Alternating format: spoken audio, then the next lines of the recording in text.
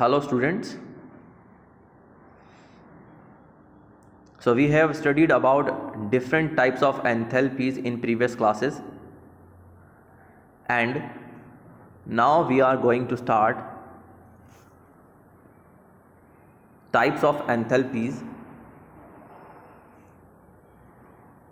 As I said before, we have different type of enthalpies, और इन enthalpy से related मैंने बहुत सारे जो टाइप्स हैं वो मैंने आपको पहले भी क्लियर करा दिए हैं स्टूडेंट्स। एंड आज की क्लास में हम पढ़ने वाले हैं enthalpy of atomisation. Enthalpy of atomisation. So atomisation enthalpy से क्या मीनिंग है इसको हम क्लियर कर देते हैं स्टूडेंट्स। सो एटोमाइजेशन एंथैल्पी को हम इस तरह से एक्सप्लेन कर सकते हैं। We have H2 molecules, H2 molecules, and we all know H2 में 2 हाइड्रोजन्स, H2 में 2 हाइड्रोजन्स इस तरह से बॉन्डेड होते हैं। जब हम इन H2 मॉलिक्यूल को ब्रेक डाउन करते हैं तो ब्रेक डाउन करके ये 2 हाइड्रोजन एटम में क्या हो जाते हैं, डिसोशिएट हो जाते हैं। 2 हाइड्रोजन एटम्स में डिसोशिएट हो जाते हैं। So students, as we know, हम क्या कर सकते हैं, इनको डिसोशिएट कर सकते हैं। बट डिसोशिएट करने के लिए कुछ एनर्जी चाहिए होगी, कुछ एंथैल्पी चाहिए होगी, और इस एंथैल्पी को, इस एनर्जी को हम एटोमाइजेशन कहते हैं। सो किसी भी कंपाउंड फॉर्म से बॉन्ड्स को ब्रेक करके एटॉम में चेंज करने के लिए जो एनर्जी चेंज होता है, जो एंथैल्पी चेंज होता है, उसे एंथैल्पी ऑफ एटोमाइजेशन कह देते हैं। इसके अलावा स्टूडेंट्स, हम एटोमाइजेशन एंथैल्पी को इस तरह से भी डिनोट कर सकते हैं। 1 मोल बॉन्ड्स को ब्रेक करने के लिए, 1 मोल बॉन्ड्स को ब्रेक करने के लिए रिक्वायर्ड एंथैल्पी या required energy enthalpy of atomisation कहलाती है। So we can say it is the enthalpy change on breaking 1 mole of bonds completely, 1 mole of bonds completely to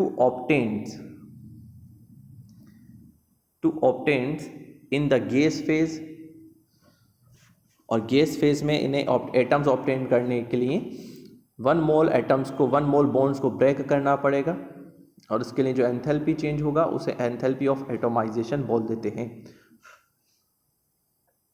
लेकिन हम डायटोमिक मॉलिक्यूल्स की बात करें, लाइक डाइहाइड्रोजन, जैसे कि अभी मैंने आपको एक्सप्लेन किया, द एंथैल्पी ऑफ एटोमाइजेशन, तो एटोमाइजेशन की जो एंथैल्पी होगी वो 1 बॉन्ड को ब्रेक करने के लिए बॉन्ड डिसोसिएशन एंथैल्पी के ही इक्वल हो जाएगी। ठीक है स्टूडेंट्स। सो अगर डायटोमिक मॉलिक्यूल्स हैं तो डायटोमिक मॉलिक्यूल्स के लिए enthalpy of atomisation bond dissociation enthalpy के ही इक्वल रहेगी।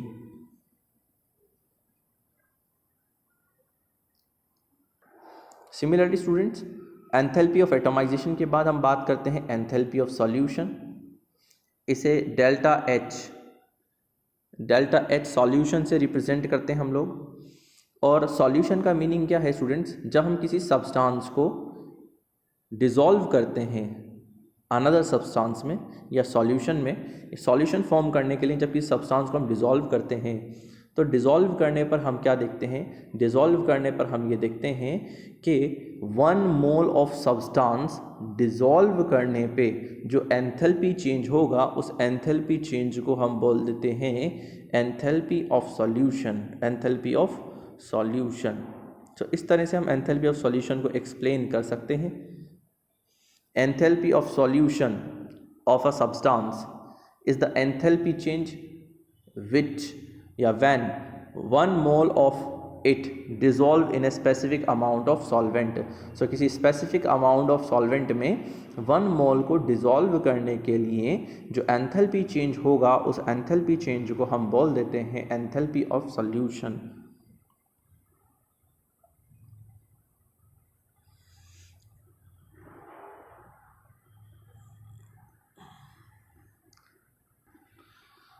So after enthalpy of solution हमारी जो टाइप्स ऑफ एंथैल्पीज थे वो कंप्लीट होते हैं बेटा। हमने डिफरेंट एंथैल्पीज के बारे में स्टडी किया। नाउ हम पढ़ने जा रहे हैं हेस लॉ। स्टूडेंट्स, हेस लॉ हम पढ़ने वाले हैं। हेस लॉ को हम कैसे एक्सप्लेन कर सकते हैं? अगर कोई केमिकल रिएक्शन है, मान लीजिए ये ए हमारे पास रिएक्टेंट है और ये डी प्रोडक्ट में चेंज हो रहा है, सो ए से डी में चेंजेस के लिए जो एंथैल्पी चेंज होती है उसका वैल्यू है डेल्टा H1।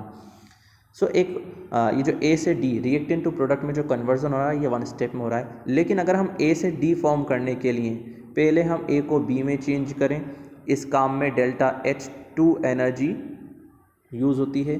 देन बी को सी में चेंज करें और इस काम में जो एंथैल्पी चेंज होता है वो होता है डेल्टा H3। और सी को हम डी में चेंज करें, जिस काम के लिए एनर्जी जो चेंज होता है वो होता है डेल्टा H4। सो ए से बी में B to C, C to D, तो ए टू डी भी हम क्या कर सकते हैं, इस तरह से भी कन्वर्जन कर सकते हैं और डायरेक्टली कन्वर्जन भी कर सकते हैं।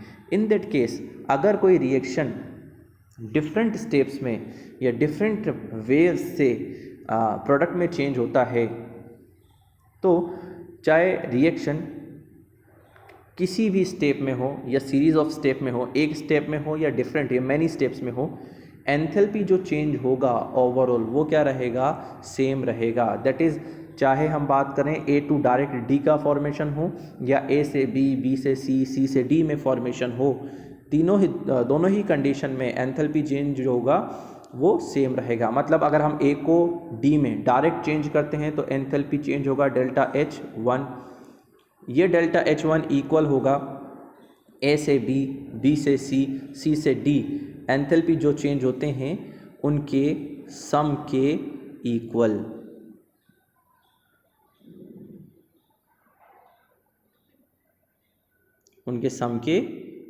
रहेगा।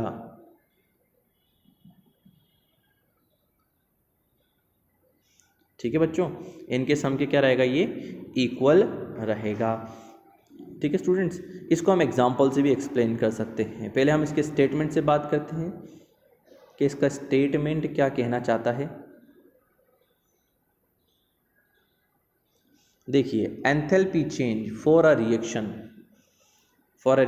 किसी रिएक्शन के लिए enthalpy change is the same where it occurs in one step और in a series of step. मतलब कि कोई भी एंथैल्पी चेंज चाहे 1 स्टेप से हो या बहुत सारे स्टेप्स में हो, एंथैल्पी चेंज हमेशा क्या रहेगा, इनका सेम रहेगा। एंथैल्पी चेंज हमेशा सेम रहेगा। This may be stated as follows, inform the reaction in several steps, then its standard reaction enthalpy is the sum of the standard enthalpies of the intermediate reactions into which the overall reaction may be divided at the same temperature.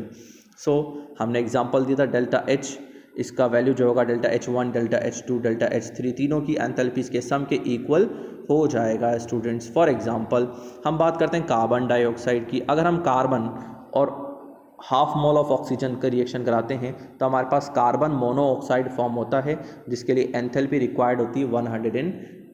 Similarly students, जब हम carbon monoxide जो हमें first step में मिला है, इस carbon monoxide की reaction half O2 1 mole of O2 के साथ फिर से रिएक्ट करते हैं 1 मोल ऑफ ऑक्सीजन के साथ, तो क्या फॉर्म होगा हमारे पास, carbon dioxide. In that case जो एंथैल्पी होगी वो होगी 203, माइनस में है, दैट इज़ ये रिलीजिंग एनर्जी है, एक्सोथर्मिक प्रोसेस है। ठीक है स्टूडेंट्स, तो एक तो हम कार्बन डाइऑक्साइड को 2 स्टेप में बना सकते हैं, पहले carbon monoxide then carbon dioxide, तो ओवरऑल जो एंथैल्पी चेंज होगा वो इन दोनों का सम हो जाएगा। ठीक है, बट स्टूडेंट अगर हम कार्बन और ऑक्सीजन दोनों को डायरेक्ट रिएक्ट कराएं तो भी कार्बन डाइऑक्साइड फॉर्म हो सकता है और इसमें जो एंथैल्पी चेंज होगा वो होगा 393.5। बट स्टूडेंट्स आप ये नोट करें, चाहे हम डायरेक्ट फॉर्मेशन करें चाहे कार्बन मोनोऑक्साइड इंटरमीडिएट बनाते हुए फॉर्म करें, दोनों ही कंडीशन में जो एनर्जी होगी, जो एंथैल्पी चेंज होगी वो इक्वल रहेगी। यही हेस लॉ है स्टूडेंट्स कि रिएक्शन किसी भी स्टेप्स में हो, एक स्टेप में हो या सेवरल स्टेप्स में हो, बट जो एंथैल्पी चेंज होगी वो क्या रहेगी, हमेशा सेम रहेगी। इसे हम कहते हैं हेस law. So students, Hess law के बाद spontaneous and non spontaneous process हमने लास्ट क्लास में कंप्लीट कर लिया था। अब ये जो चैप्टर है ये हमारा कंप्लीट हो जाता है स्टूडेंट्स। कल की क्लास से हम नेक्स्ट चैप्टर स्टार्ट करेंगे।